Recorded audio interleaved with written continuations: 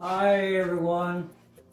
We're going to have to backtrack a little bit here. I forgot to explain how I arrived at my radius on my modules. So if we go back, y'all remember that I laid everything out on a 48-inch square or 4 foot square. So anyhow, you also will probably remember me coming in 8 inches from the end because of the fact that in case cars fall off or whatever, I came in 8 inches. Because I came in 8 inches, if I go back to my center point over here, I'm now 40 inches from that center point. If you figure you come in this way and do a center point. So from the center point, I have 48 inches. Because I came in 8, I've got 40. So in essence, if I ended my radius right at the end of the module, I could have a 40-inch radius.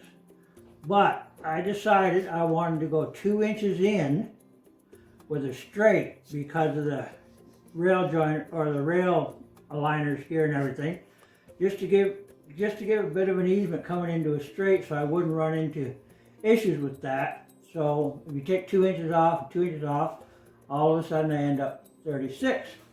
So on my center line, because I was going 36 plus 8 from the outside edge, I came into 44. And then on that I used a 36-inch radius tool and drew up a 36-inch radius. Now if you follow that same theory, if I had it done at 6 inches, I could have had a 38-inch radius. If I had it done at 40 inches, I could have had a 40-inch radius. And consequently, if I came into 10, that would come down to a 34. If I came into 12, which I believe Fremo was on, that would give me a 32-inch radius. So now, of course, if I added that 4 inches back in again, I could do a 36-inch radius at 12 inches. But I explained to you the reason I wanted to do a 2-inch straight. So, having backtracked, that's how I came up with the curve of my radius on my modules.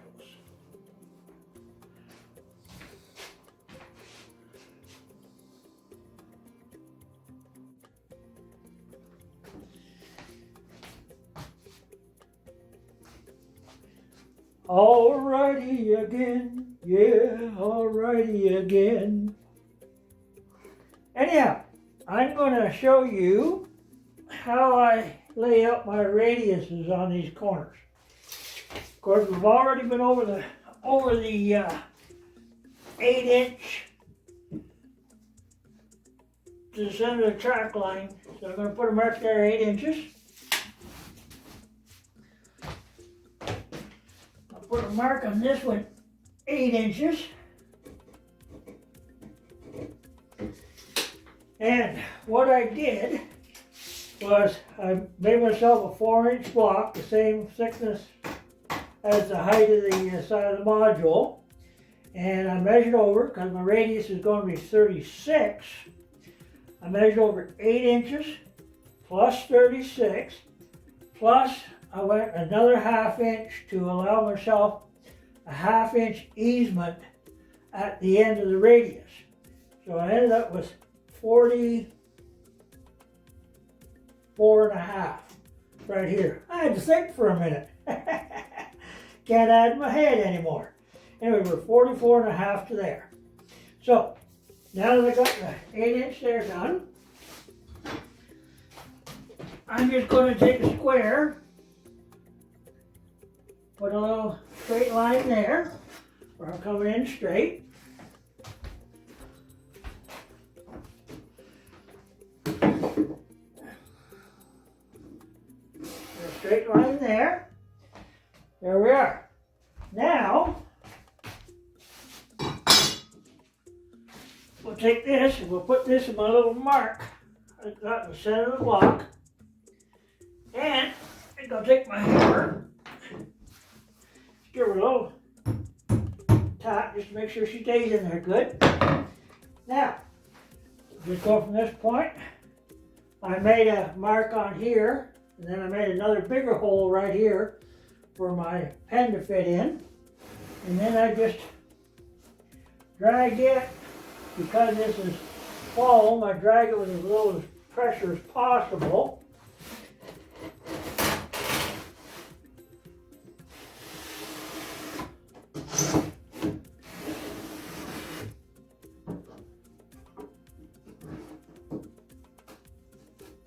Probably wouldn't hurt for me to clean up the little globs of glue that went on first, but yeah, that's pretty good. There we are. We have a 36-inch radius, and right here, I would just go ahead and put in a bit of an easement. That is how I lay out my radius on a large corner like this. Now on the straight module, of course, all I have to do is measure in 8 inches this end, 8 inches that end, draw a center line for my track center line.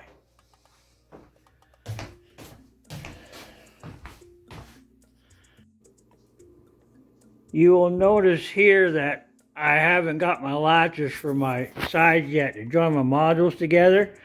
So for temporarily, I just went and put some long screws in underneath. But I wanted to show you the bolt system.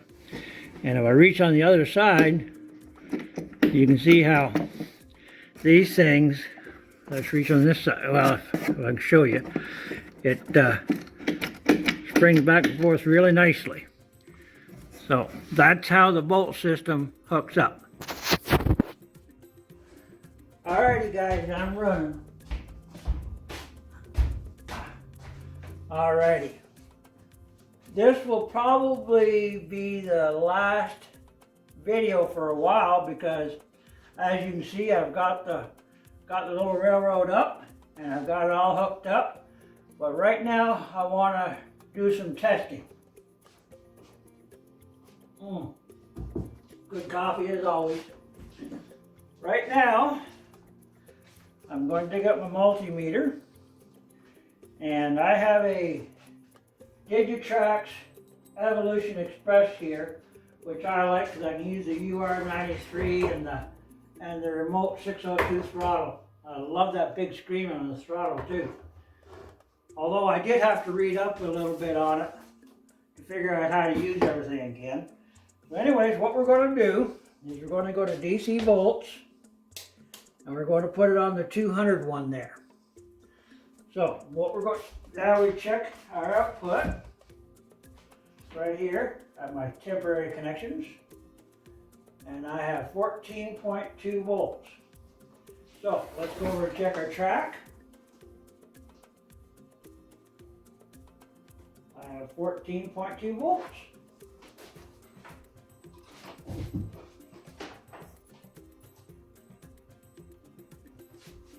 $14.2 volts. 14.2 volts. You notice I'm checking every module. 14.2 volts.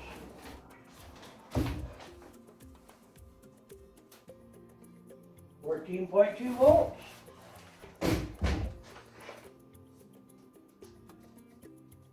14.2.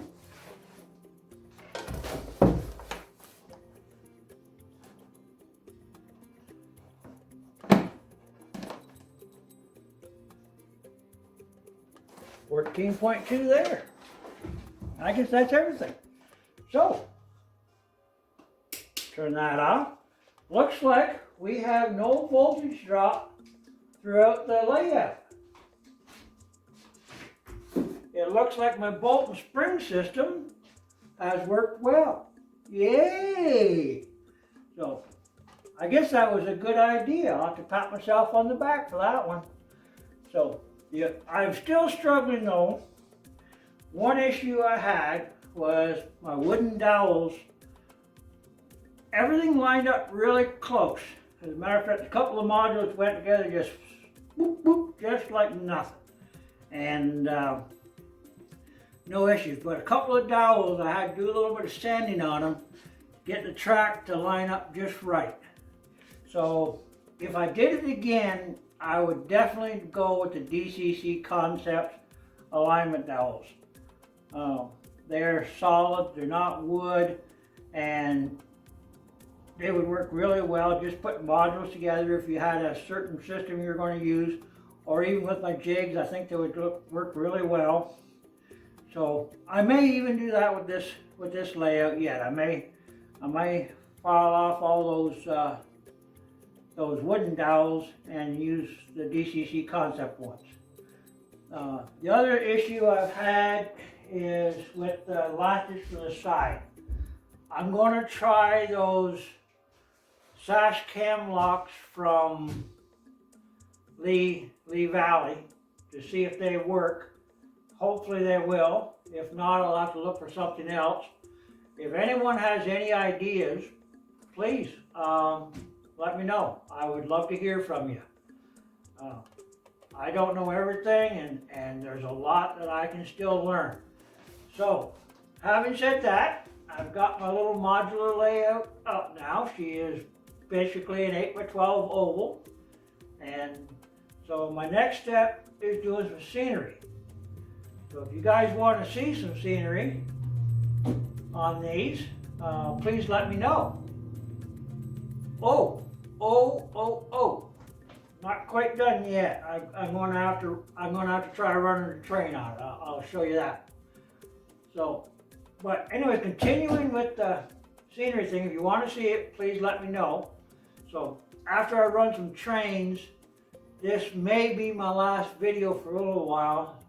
Garden season is coming up, and I'm going to be pretty busy. So until I get back with you, happy railroading. Oh, don't forget my coffee and modular railroading.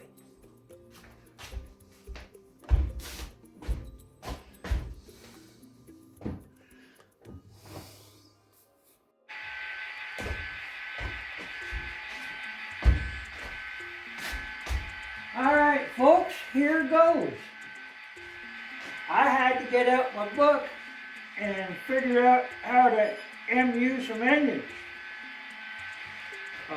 These here are Bowsers, and they have the lope sound control on them. But anyways, I've got my 2 units MU'd. Let me check my lights. All right, headlights working on that one. This light's working. Got the classification lights working. Bell works. Horn works. Alright, we're forward, let's roll it. This is the first run on this railroad. Pretty exciting stuff. Make sure we're open there. There we are.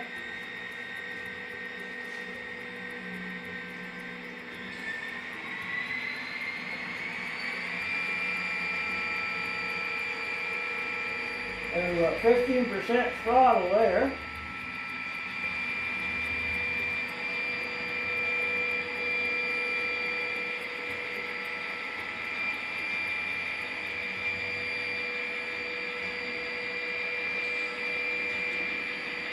There's 20% throttle.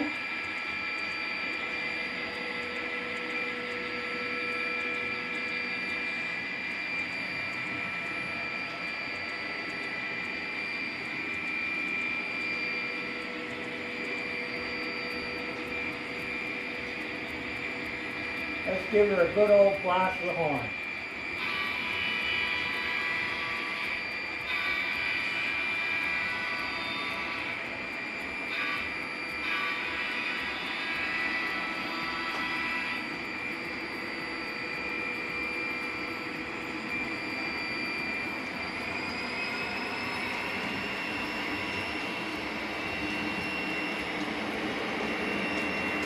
There's 30% throttle.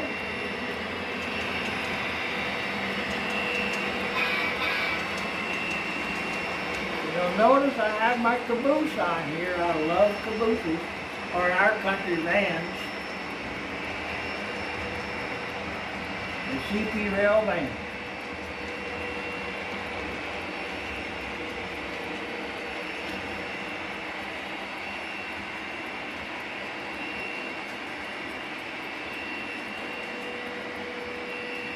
Alrighty. You see right in front of me, I'm going to do a little farm layout on that module, I think.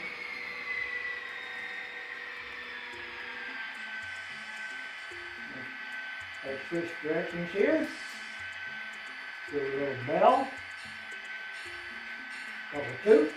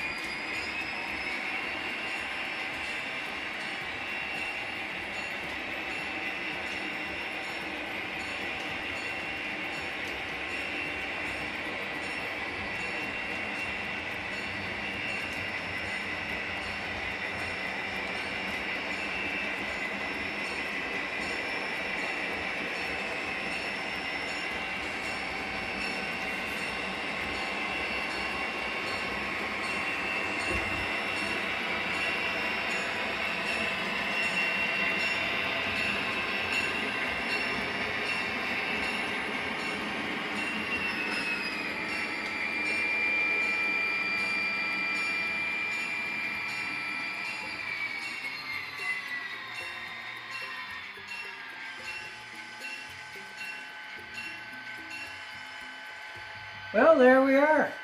You'll probably also notice that I really love SD40s and -2s. I don't know why, I just do. I got a whole mess of those in Cato as well, in DC, which someday I plan on swapping over to DCC. So, give you a toot before we go. Railroad's up and running. Thank y'all so much for watching. Bye now.